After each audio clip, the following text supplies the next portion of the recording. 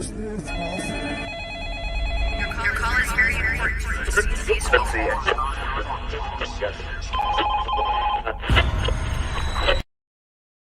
Happy New Year to everybody. We're starting it off with something very, very special. We're starting 2023 the right way with an absolute legend of hip-hop, Mystic, aka the Goddess, and all the way from Oakland. You in Oakland just now? Yep, Oakland, California. Oakland, California, so hello to California, and it's morning over there. And are you a morning person? You seem really bright and breezy already. I am a morning person. I've been working with children for a long time in my life. I've been working with children only 1 year less than I've been an MC. So, and I really love kindergarten, or I don't know if you guys have a different term for kindergarten. Nursery. I think it's nursery. Yeah, nursery. And so, those are bright, beautiful, wonderful people. So yeah, I'm a morning person. Yeah, no I'm matter nighttime. how early it is. I'm definitely nighttime. Also, Oakland, California, right now has. When I was just talking to you before we went on air, there was an alarm going off. Yeah, we have. Could you give people a wee bit of background? What is going on in California just now? Yeah, so it's wintertime it's wintertime in America right now for the most part. And so we have a storm that's heading in today. There is a bomb cyclone or a cyclone bomb that is out in the Pacific Ocean. And that is an actual meteorological term. And then there's also an atmospheric river. An atmospheric river dumps tons of water. So New Year's Eve, we had a massive, massive storm here at my mom's house. We barely prevented our house from flooding. Our power was out. And there was flooding all over and power outages all over. And so the ground is saturated. So with this storm coming in, it's not only a water event, it's a wind event. And so it's on a scale of 1 to 5, with 5 being the worst of these kind of storms. This is a level 5 storm. Wow. The rain kind of started overnight this morning, and then in a few hours we'll start to kind of go into the most severe part of the storm, and it will continue through Thursday. And then we will also have more rain off and on for like the next 10 days. So when the ground is so saturated, trees are going to fall over, power lines are going to fall over. There's going to be flooding. And when you have a level 5 storm, that means that there's an anticipated loss of life. Wow. So, but right now I'm okay, and I'm warm and I'm dry and I'm thankful. And, it's really, we have somewhere between 4,000 and 5,000 unhoused community people living in our city. So my heart really goes to those thousands of people who do not have homes and have to live through this storm out in the streets. It's a crazy time in politics in America. I think Britain and America are having a game of who can have the worst leader in charge. Because we're laughing, we laugh at yous, and then we just we make it even worse for ourselves. Yeah. I was over there though, as I was telling you, in 2018-19, and that's part of when that kind of transition was happening. And I was like, everything is anywhere I go is kind of in political crisis. It seems like the politics, the top of politics, isn't attracting the keenest of minds. Yeah. I mean, why do you think is it? I mean, obviously we kind of a slightly different system from America, but same idea, and that's money. So it's like, I remember, we grew up with the American dream. I remember my father, correct me, because I think the song was Americanos, and it was like anyone can grow up to be president. And then I was like, that's quite good, that. And my dad's like, it's actually a lot of shite because you need money to become president. Absolutely. The inequalities here are systemic, they're structural, and I say they're structurally violent. When we say that you can grow up anybody can grow up to be president, or you can grow up to be anybody who you want to be, as long as you go through the educational system. That's a lie. They talk about meritocracy, and as long as you work hard enough, right?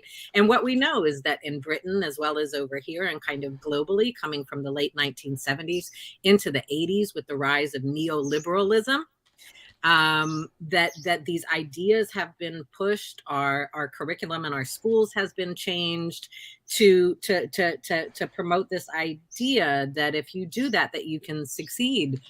However, we know that there are schools that have less funding. There are communities that have less funding, less access to healthcare. There's been a cut in social support services, right? And so this is not just America or Britain or Scotland. This is globally, this has happened for a long time. And the reason I talk about it like that is, as you and I discussed, I study education. I'm an educationalist, and I look at education systems internationally. And so I had to go back for some of my published research and learn about all that.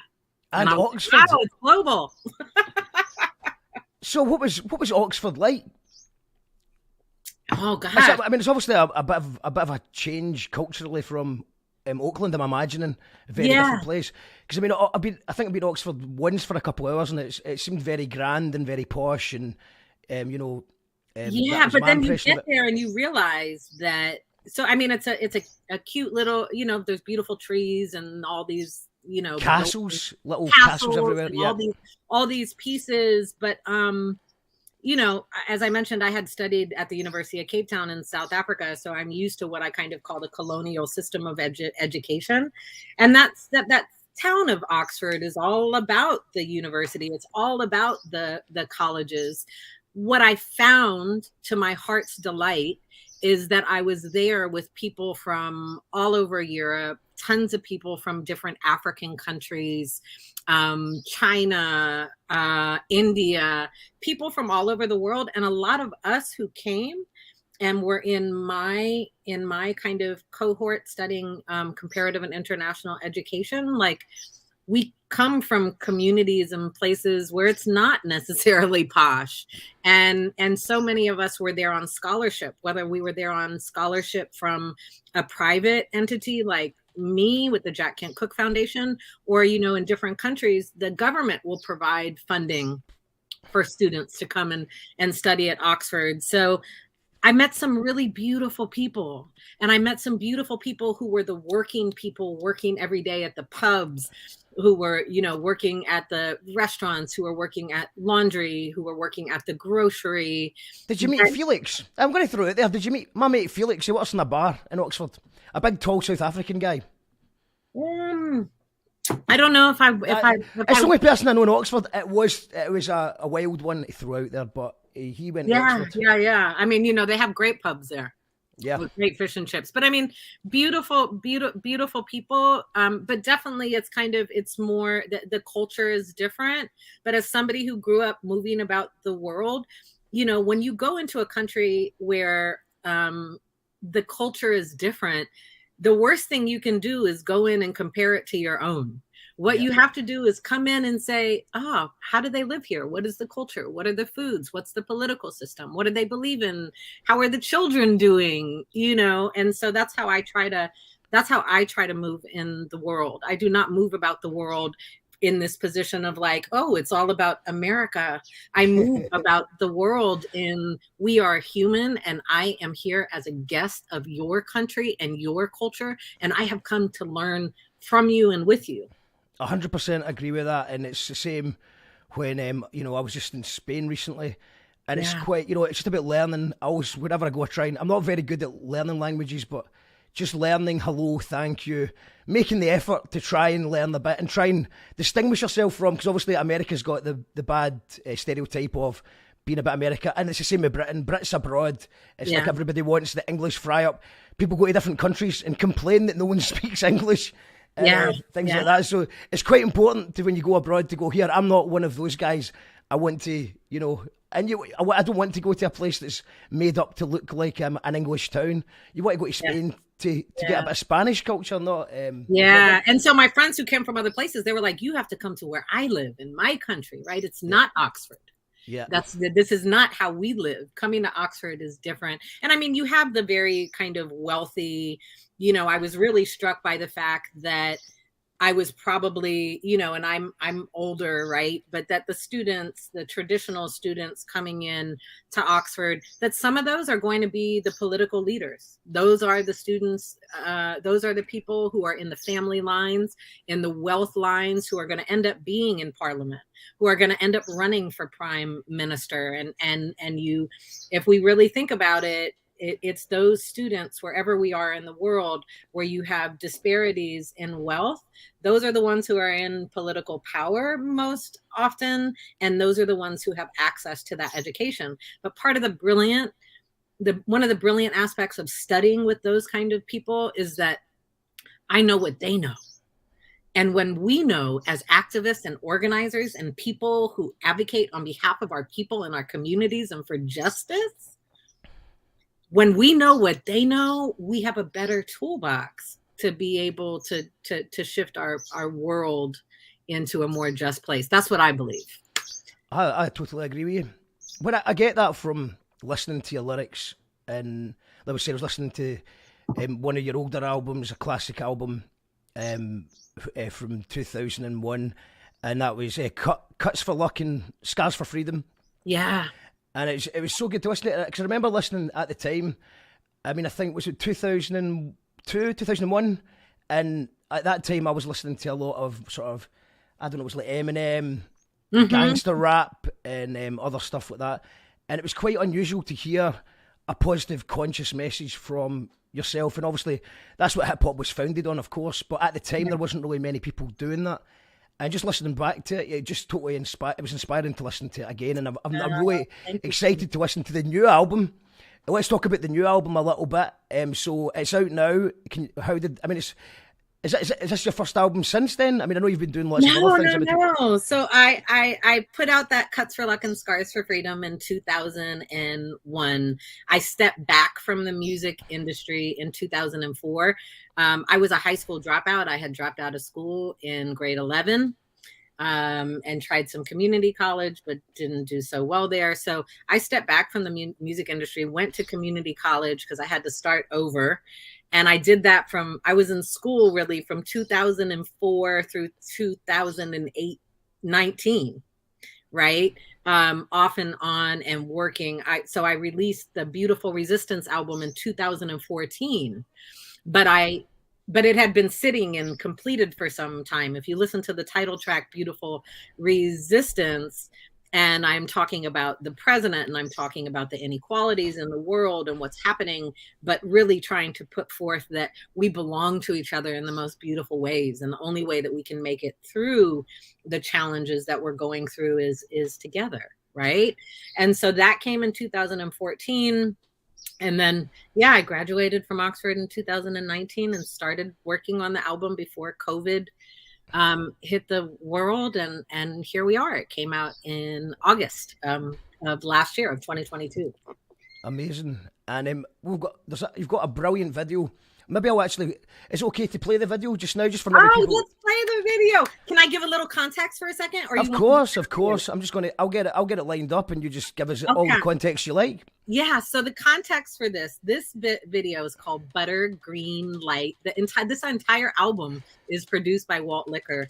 Buttergreen Light is the first single. It's also part of a trilogy of videos and what will be a short film. That short film will be called a Black Love Trilogy. In 2022, I was able to do crowdfunding. So I don't call people followers, I call people beautifuls. And so the beautiful community came forth and they funded a Black Love Trilogy. So this video was funded by the beautiful community. This is my first time being able to co-write and co-direct one of my videos. My co-writer and director is Yellow. My director of photography, Kiata Brewer. Amazing production crew, including high school students and people I've known and loved forever. So this is really like, I am an independent artist, and this is an independent video. And just this week on Monday, it aired on BET Soul, which for people there who may not be familiar with BET Soul, BET T, that's a mainstream.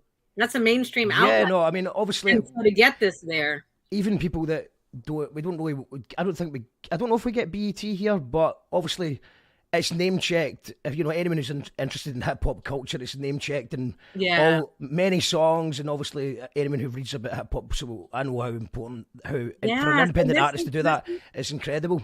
this is chapter one of a Black Love trilogy, and it's all bright and feels good. So I hope people enjoy it. It's amazing, and it's another positive message as well. Give me the thumbs up if you can hear this, okay? I can hear it. Yeah, okay, amazing.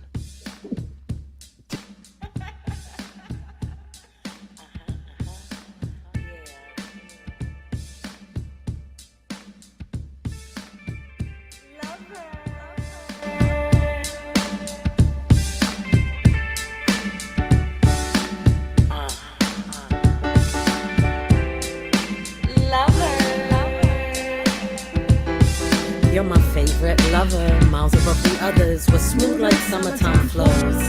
You're a king, black brother, when you smile you glow. Laugh bright like the sun lives inside your soul. Our silhouette is like a key to a lock. You used to be a D-boy, so glad you stopped it. Your calm demeanor make me so relaxed. Make me laugh under the covers as you lay me back. I like to trace your lips and kiss your eyes and rest my head in your lap. You're an exceptional man from the 1900s. Grown lovers, no doubt about that. And it's a good thing, I'm your sweet thing. The green light goes both ways. When I'm in your arms as the sun sets, it's been a marvelous day. Loving, my sweet lover.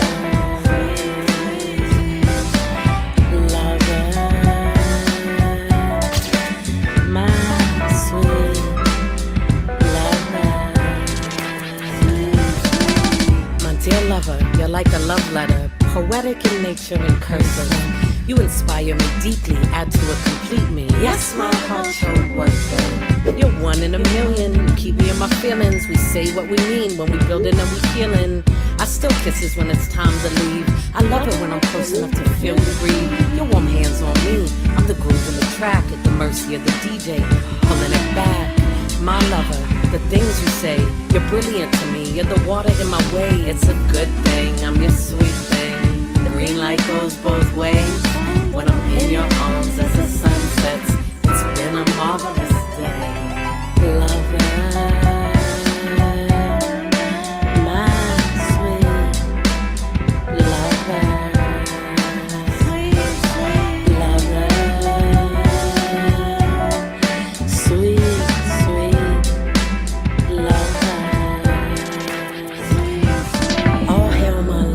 So appreciated, extra motivated as I'm moving through the world. I'm captivated by your nonchalance, only cause you're so tender underneath.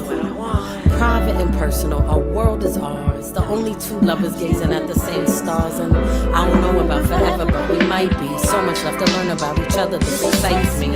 Wrap me in your arms, just like that. Kiss me on my neck and tilt me back. Stare deep into my eyes, I feel safe in your space. There's intimate passion in the love we made, and it's a good thing. I'm your sweet thing. The green light goes both ways. When I'm in your arms as the sun sets, it's been a marvelous day. Lover, my sweet lover.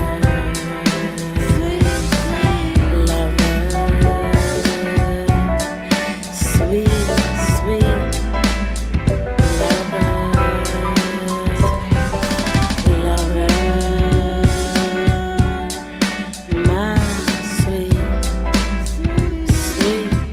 lover.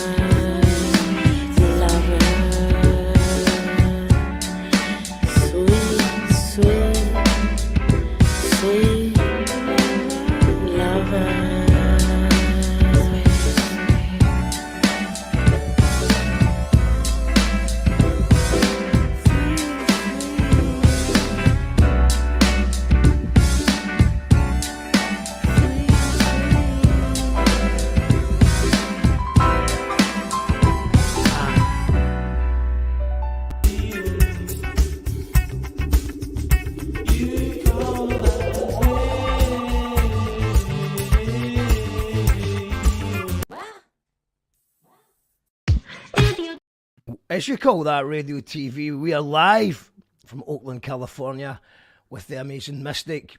What a great tune! What a great video! Thank you so much. It makes me like, I hope it makes people smile when they watch it, right?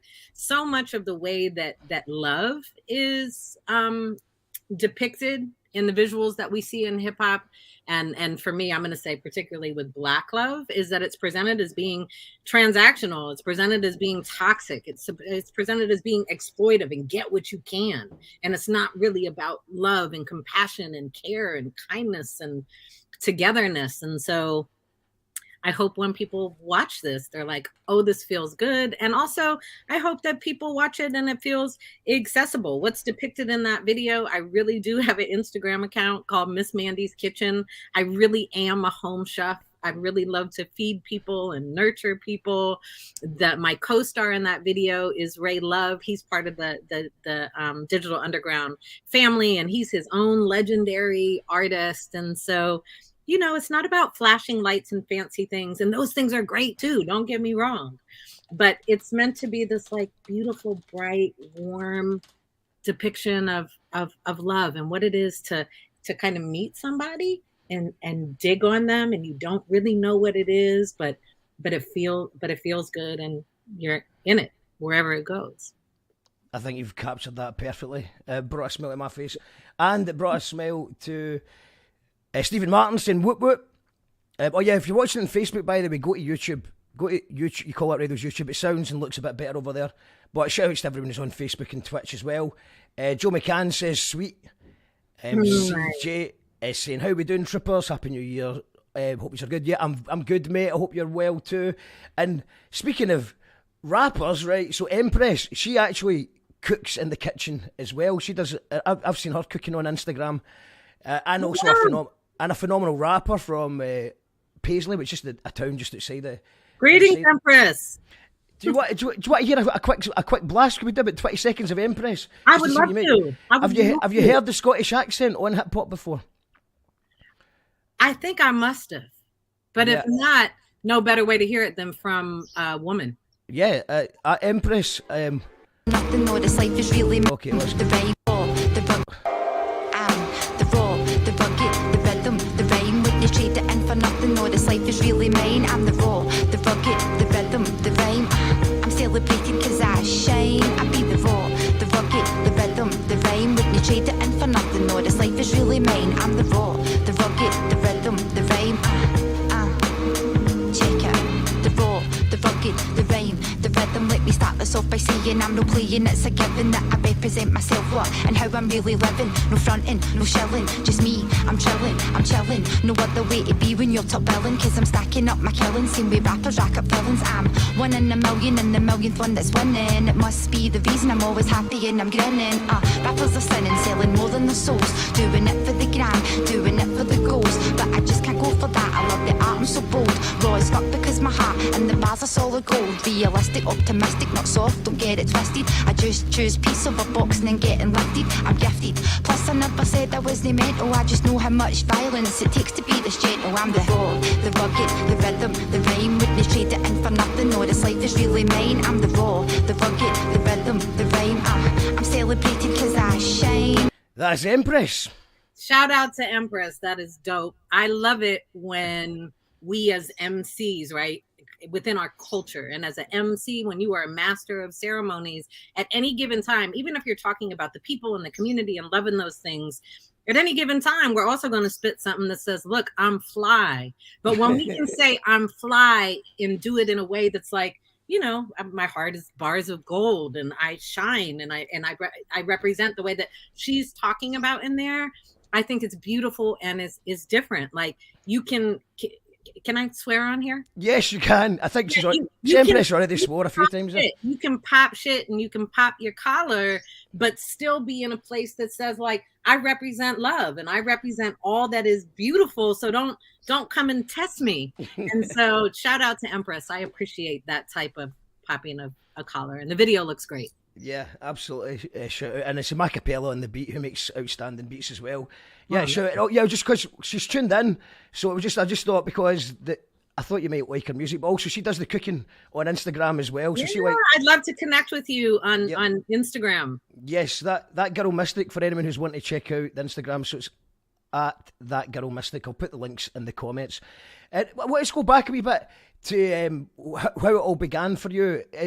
Am I right in saying that you were battle rapping? You were doing poetry and battle rapping?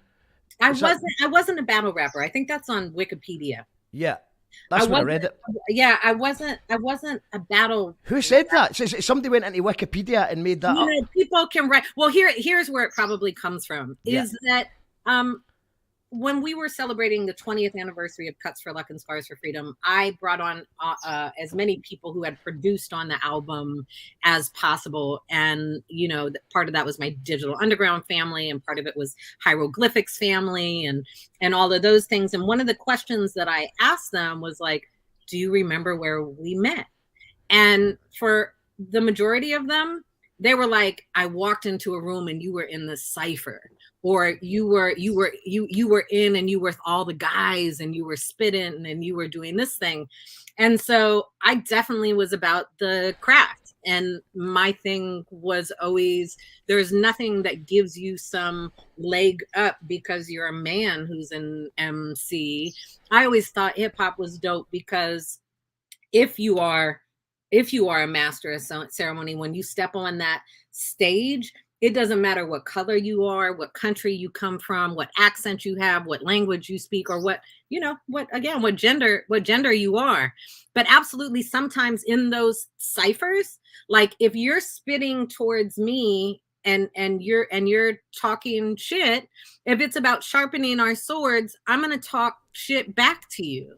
You don't get to try to run over me in the cipher because I'm a woman and because I talk about love and the importance of community. I will slay you as well. And so there's a couple, and there's absolutely a couple different situations. One in Atlanta that stands out. I don't know, maybe the person who put that on Wikipedia was in that club when I went to Atlanta in 1996, and there was an entire crew of men who they turned it into a battle, and then I slaughtered every last single one of them, and then I left the club. But to me, it wasn't about battle. It's about respect, and it's about my sword is as sharp as yours, if not sharper. What I have to go through as a woman in hip hop to prove that my level of skill is brilliant and is as dope as a man's, is like, I have to be doper than you. Absolutely. So not a battle rapper, but definitely about ciphers. And coming up with Hieroglyphics, who I think are world known for being amazing freestylers. I learned to freestyle coming up with Hieroglyphics. We were all friends in high school. So for me, ciphers, yeah, you sharpen blades. You share where you're at emotionally. You share whatever's going on around you. So not a battle rapper, but I started out, the first time I got on a mic, though, I did demand to have the mic because the men kept passing it around and they didn't pass it to me. So I took it, and I'm not sure that I was actually dope at that point. But well, that's how you get dope, though, isn't it? Practice, taking it off. Exactly. What was that your first? When did it go from being a writer? So you're saying you're freestyling with your friends, Hieroglyphics. At what point do you think, I want to make a record or I want to do a gig? I started rhyming when I was 16. Yeah. And I started working with children when I was 17. I was on commercial records with like the Brothers Under Madness and stuff like that. By the time, I think I wrote that rhyme when I was 20. So I was already on records with the Conscious Daughters and Sugar T and a bunch of artists from the Bay Area. So I just knew that that's what I was supposed to do with my life. So I think I always wanted to make a record. I always wanted people to hear my art, right? I wasn't necessarily like, oh, that's how I'm going to financially support myself and what have you. Because I'm 48, like this year, we're going to be celebrating the 50th anniversary of hip hop. I literally grew up with hip hop. I am part of a generation that was figuring out how to do this and creating new ways to do it. And yeah, there's still new styles that are created and new approaches, because that's the nature of any type of culture. But yeah, I never knew that it would come to where we are now. But yeah, I think I always wanted to make the records. And then by the time I was 21, I was already on my way into becoming part of Digital Underground. So yeah, I had a pretty, I think, magical and storied rise and journey. And so by the time we came out with The Life, and even though that was a majority singing song, people knew that I had paid my dues as an MC. I didn't just kind of pop up out of nowhere. Absolutely. And I seen that you toured. You toured Europe? Is that as a solo artist, or was that with Digital Underground? And no, I toured Europe with Dave Ghetto and Hezekiah, and we came out and we toured through.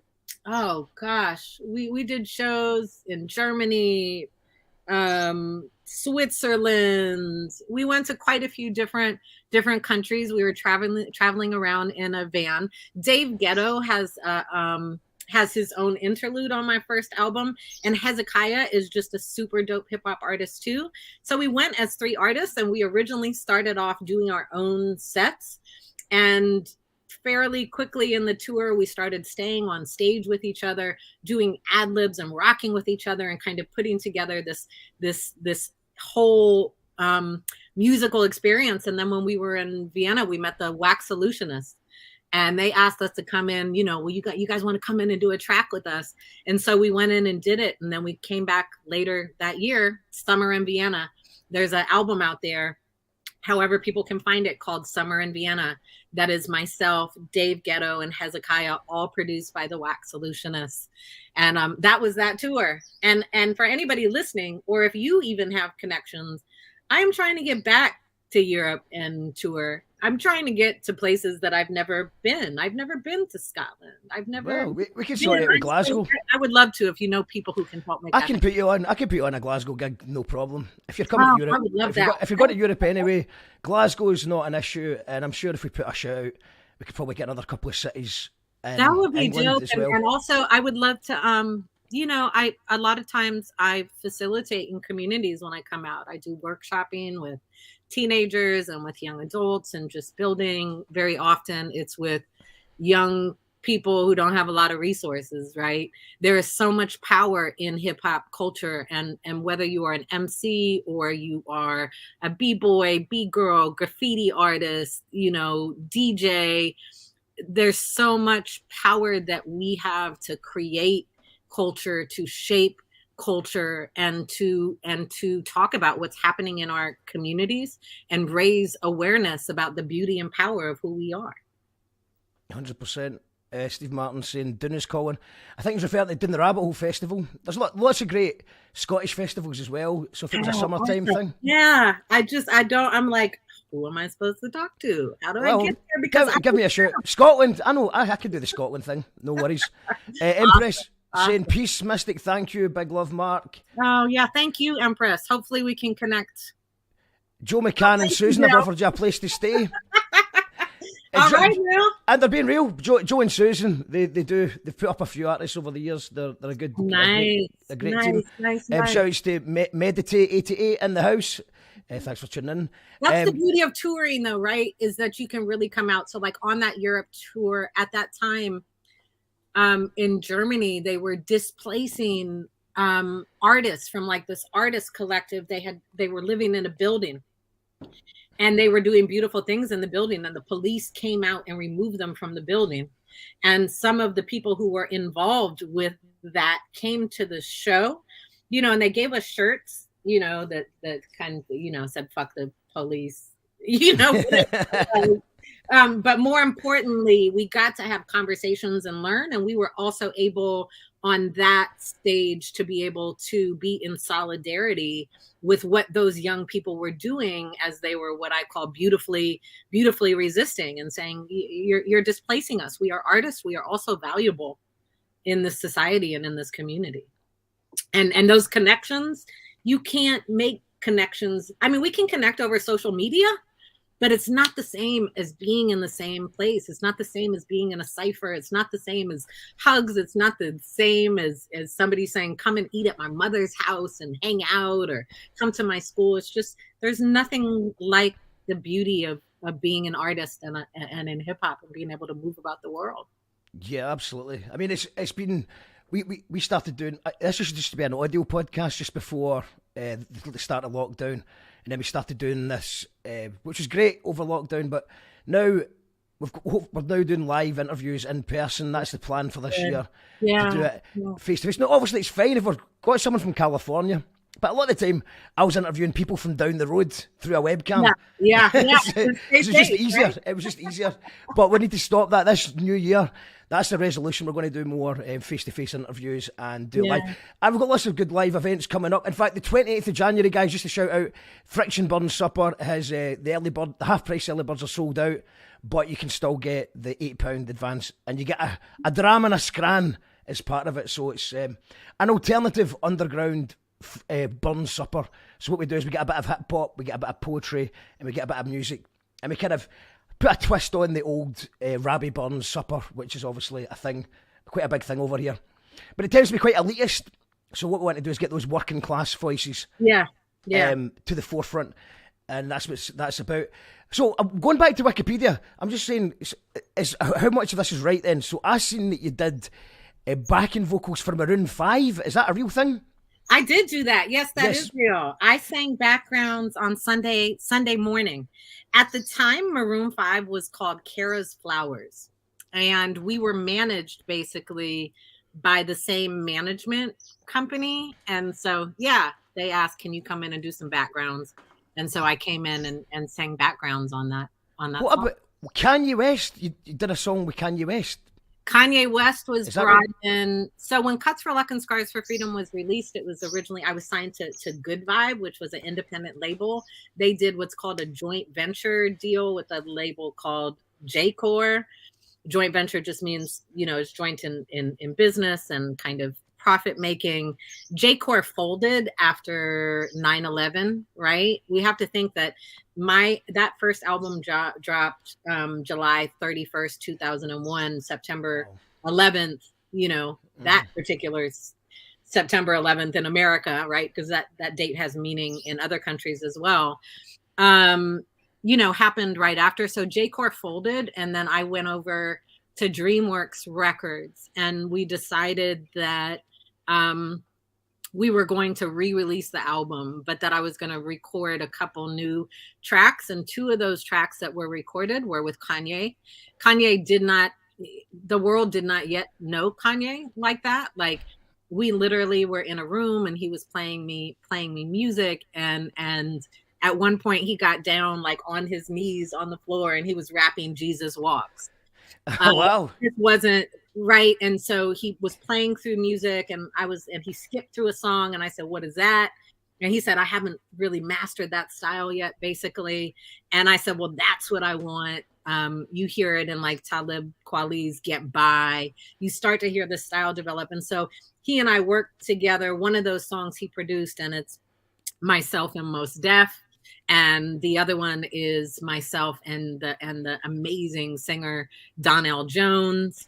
And Kanye was in the accident during that time period when we were working together. And so he came into the session with his mouth wired shut. We were mixing or whatever. He came into the session and his mouth was wired shut and he played me through the wire. And I was like, please stop, be careful. Your mouth is like, don't break the wires in your mouth. And I was offering to make him, soup so he could suck it through the straw. And so working with Kanye also was just like, he was doing such amazing things with live musicians and bringing in live musicians to play, recording the live musicians, and then sampling the live music that had been done. And that is part of that lush, brilliant sound that he had at that time. And so it was an honor to work with him at that time. And so people can find those songs on YouTube. It's YouTube. Well, I mean, we've got time for another song. Or should we play something from the new album? Yeah. Let's play something from the new album. And then, but yeah, that's an amazing story. I mean, that's a pivotal moment in hip hop history. While Kanye West started, 'cause obviously it was Through the Wire. I believe it was that song just came on MTV one day, and I'd maybe heard the name before. I'd maybe heard the name before from production, but that song came out and then it was just overnight. It was a global star. And that was it. And during that time period too, like he was like, "Let me rap on it," and I was like, "I'm not seeing that on my song, right?" Yeah. No, thank you. But the production is dope. He asked me to use my studio. He asked me to use my studio time to come in and work on something, and I was like, "Yeah, no, I have to pay it all back for that." Right? It's not just the studio, but I think he ended up doing a session where I think that's where he ended up producing the Jay-Z and Beyonce, me and my boyfriend. Or whatever that song was. So it was a dope time, and John Legend wasn't out and popping yet, so he was like kind of moving around. His mixtape was out. It was a beautiful time, and it was a beautiful time. Mos Def as well, one of my favorites. Love Mos Def. Mos Def. Talib Kweli had been on the remix for The Life. I moved in those circles. I spent time in New York. And we would end up on shows in different places across America, and so it's dope to have worked with some of the masters in our culture. Absolutely, all time greats. So let's talk about the new one. What's your favorite song from the new album? Oh gosh, I don't know. And where could I play it from? Is it on YouTube or? Yeah, it's on YouTube. Okay, what's the first one that comes into your head? The first one when I say what's your favorite song? Here Alive, Spirits High. So this is off the new album. How do people get the new album? The new album I had pulled up. Hold on. Here is I'm gonna put this in the chat. Okay, and I'll put it on but the what screen. it is it's the link tree from my Instagram, and that has a link at the top in the top section where you can find the album on any place that you listen to: Spotify, Apple, Amazon, Deezer, whatever it is.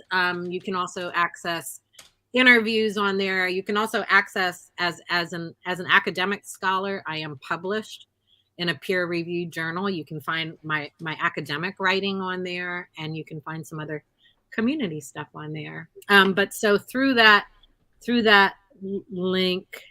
Yeah, I've got it. You got it? Yeah, I didn't need all the other stuff at the end. That's enough. Just that Girl Mystic link tree. And if you go onto that, if you click that link, guys, I put it in the comments. It should be there on Twitch, Facebook, and YouTube. And this is what you'll get, is just a list of all the amazing things, all the different social medias, the website, and there's just so much good stuff there. Yeah, I try to put it there because here's the thing: is like there's people like you, and maybe some people watching this or who will watch it later, who have been supporting me for, a long time now. Decades now.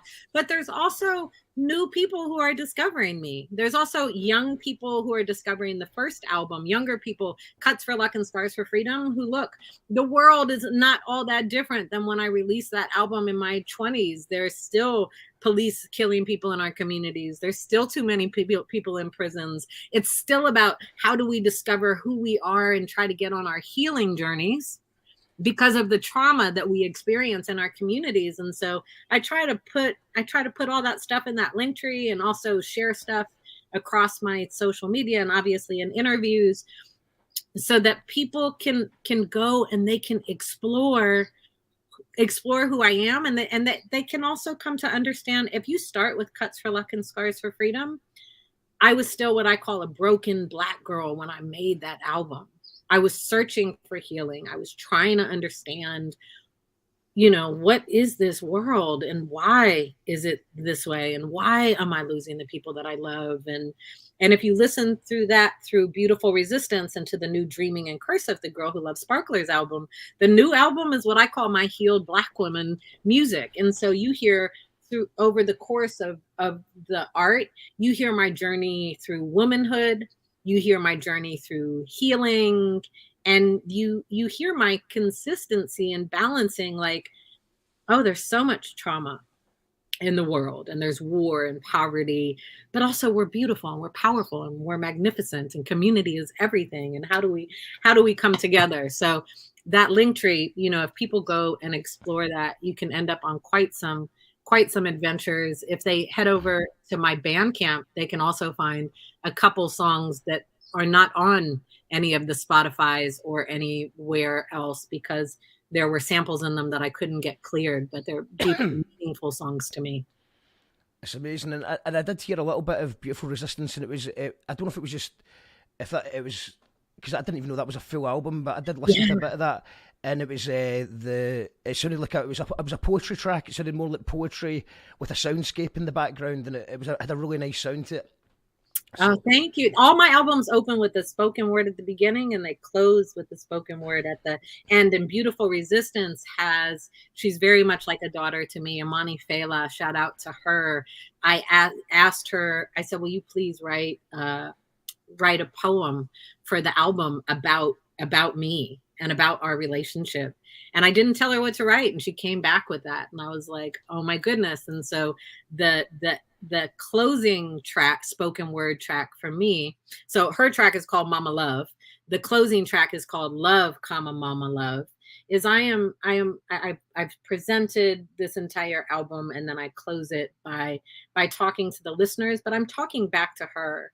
And the power of having a brilliant young Black woman who's a daughter to me open the album was kind of me trying to show what's really important to me, right? This is who I really am. Whatever you think about me, and you see that you think you see on TV, or you think because I'm on TV, or because there's bright lights and these things are happening.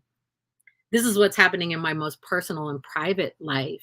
Asking a fan or a supporter of my music to describe me is different than asking a young woman who I have been mentoring since she was like 15 and is now in her late 20s. That's a very different person to speak on behalf of you. And so, yeah, I love those spoken word parts on that album. And just to touch on that writing process, what is it? How do the words come to you? Are you writing to beats, or are you writing poetry first, or how does it normally? I'm sure it's different every time, but how's the most likely scenario of you creating a piece of art? The most recent scenario is how we made the Dreaming in Cursive album. And so I guess I should step back and say I kind of make a distinction between my poetry and my rhyming, even though my rhymes are poetry. I write poetry all the time. I write haikus all the time. I write poems. Something breaks my heart. I see something makes me happy. I'm inspired. I write those poems all the time, and those are personal and private. And they do not get, 99% of the time, they do not get shared with the public. When writing my rhymes and those types of poems, what we did with the Dreaming in Cursive album is all of the singing songs, I went into the studio and I literally wrote them freestyling on the mic.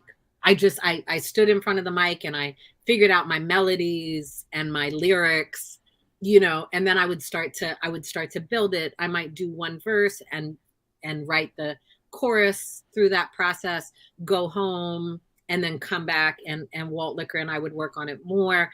For the rhyming songs, I really am looking for my soundscapes, like as a producer, right? And there's a difference between a beat maker and a producer.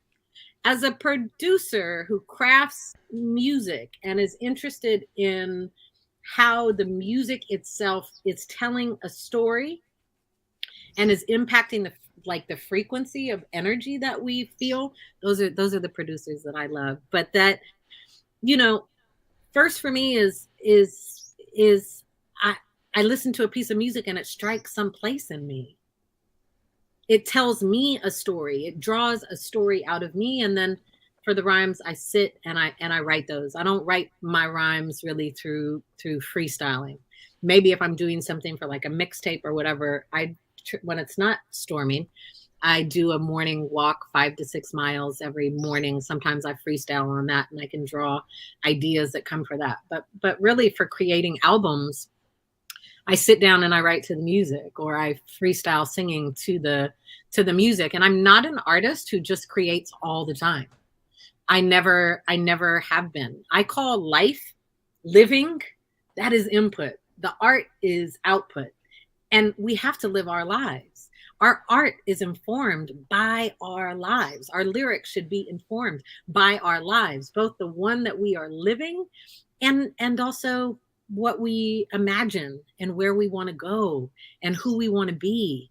And so, yeah, I don't like when it's time to make an album, I know it's time to make an album. And then I record the album. I know when it's done somewhere in my soul.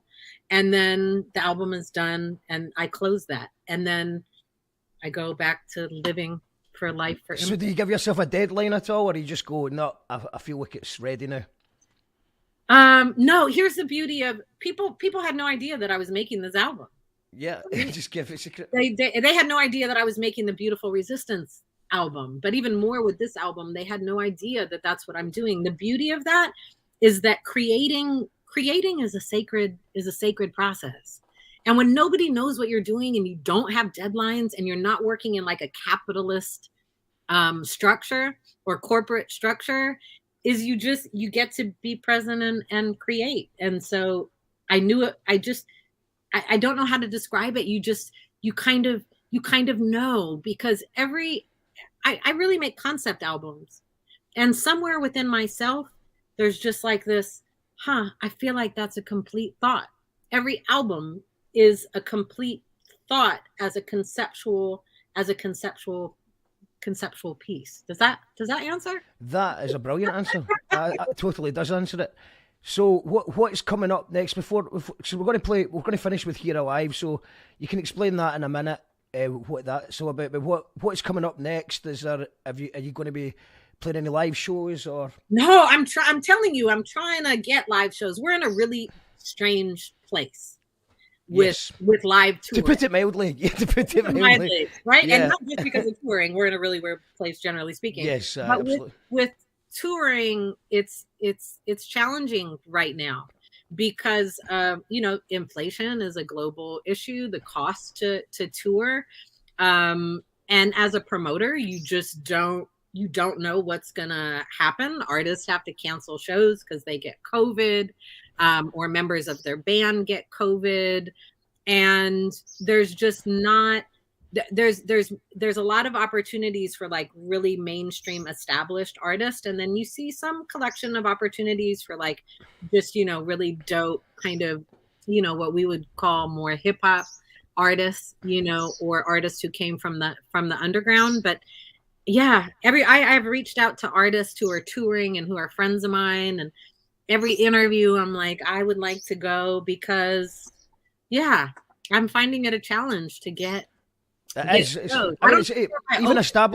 really established, successful touring acts that are cancelling due to poor ticket sales. I don't have anything live at the moment.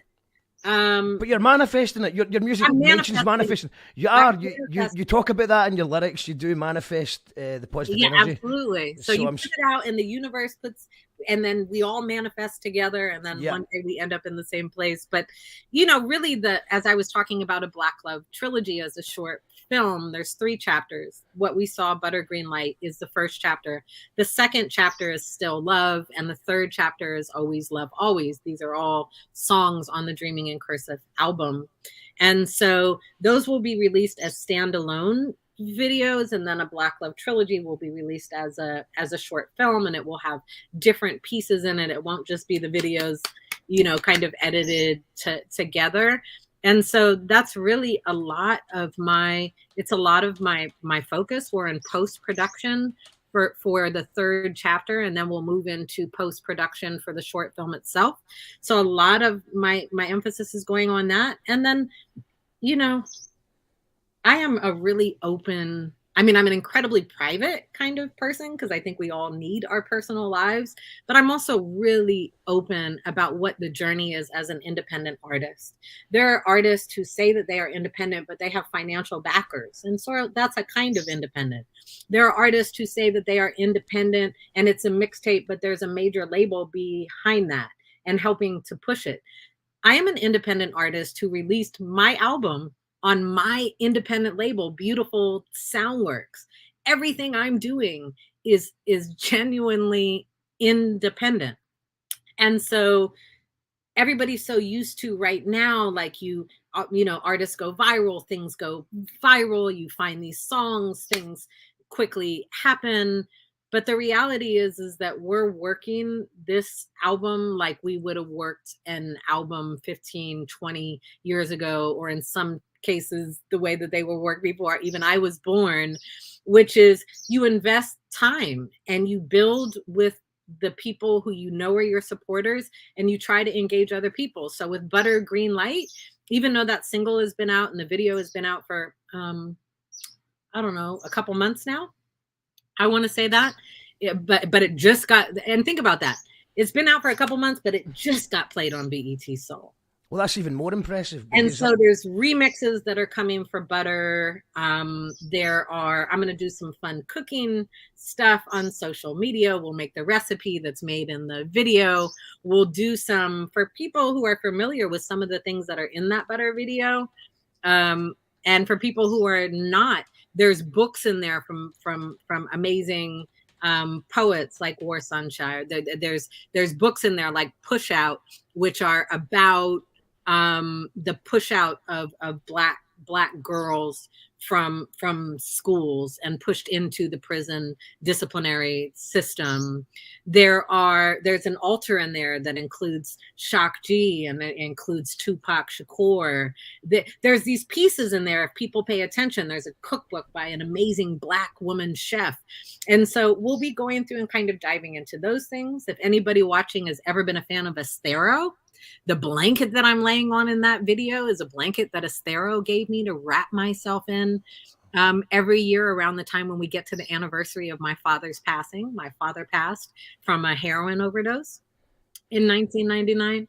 And yeah, she gave me that blanket of many colors, as I call it, to wrap myself in and to keep me warm. So there's fun stuff to continue to play with Butter. And so this is a long answer. And I'm actually talking about things right now that I haven't talked about anywhere. These are just what we're working on in the background. But I feel like this is a great opportunity because sometimes people are watching and they're like, okay, well, what's happening next? And it seems quiet over there. It seems this. But when you're independent and you're working on all these things yourself and you have a small team, it takes time, and you just do piece by piece and you celebrate every single thing. So like when my publicist came and said, your Beautifuls in Scotland would love to talk with you, I was like, oh my goodness, this is so exciting. This is huge because I haven't done any interviews there, and what a blessing. And like how wonderful it is to do that. And so yeah, long answer made short at the moment is what's coming up next is continuing to build with people and share and put the work in to try to get the art to as many people as possible in the world. Well, you've definitely got plenty of Beautifuls in Scotland. When I announced yesterday that you were going to be on the show, there's people watching this back, and they were very excited to hear that you were going to be here. So yes, I can't. We're going to make it happen. We're manifesting that you're coming. If you're coming to Europe, right? Don't worry. Don't worry about Scotland. We'll get you. Scotland's fine. We can sort that out. So just. If you can that would be so beautiful and exciting, right? And I know I'm kind of nerdy that way, but like one of the things that I love the most about being an artist is being able to connect with people and to be in those environments and to share. Performing is not standing on a stage and rapping at people. It's a ceremony, and there's an exchange of energy and vibe, and sometimes it's cathartic, and we can heal together, and we can love together, and we can celebrate together. And so to me, it's very much about building community. Meditate 88 says the collective energy, nothing beats that. It would be cool if Mystic could do temporary autonomous art while in the UK. What is that? I'm just googling it. It's TAA events are free open access art festivals that have been transforming and occupying spaces across the UK since 2001. So Let's see. That sounds like something up my I think alley. so. I think it sounds like similar to what we're talking about. I'll send you. I think I found their Instagram, so I'll send you the link to that on Instagram. Okay. So it seems to be. Wow. I think it sounds good. Sounds cool. Thank you for sharing that. Yeah, shouts to Meditate 88 for that tip. But yeah, it's because you have got lots of different formats to your art. It does make sense to try and do a bit of art exhibitions or a bit of speaking and stuff like that. So yeah, absolutely. Yeah. So thank you so much. It's been amazing to speak to you today. Thank you for having me. And hopefully we can manifest you to appear in Scotland it's not in the even real world. hopefully. I will see you in the future. And Wes, before we go, just we're going to finish with what you said. The first song that came to your head when I said, "What's your favourite song off the new album?" Which is "Here Alive, Spirits High." Could you just give us a little bit of context, a bit of background to this song and what it means to you? So I am a huge, not only Outkast fan, Yes, 100%. Organized Noise, and there was something about this piece of music that reminded me of the vibe of the Aquemini album. And so that's kind of what the music felt for me, that nourishment that's in the music and how it kind of envelops your entire being. But Here Alive, Spirits High is really about offering the gentle, loving reminders and affirmations that you can't go around these things that are happening to us as young people, as men, as women, as humans. We can't go around them. We have to go through them, and we need to keep our spirits high and hold on to as Miriam Kibitz talks about, hope as a discipline. We have to hold on to that hope. We have to hold on to like that frequency and that energy, and just really, I know that life is hard. I've experienced a lot of trauma, and we have to hold on to what is beautiful. We have to hold on to collective and community. We have to know that. And so Here Alive is we need you here alive. I'm telling you straight up, I'm talking to you and saying, we need you here alive. Keep your spirits high. We don't just need you here. We need you here, alive and present. So that's what this song is about. Beautiful. Thank you so much. Thank you. This is Mystic with Here Alive. Go click the link in the comments to get the new album. And thank you very much, Mystic. Stay safe in the storm. Thank you.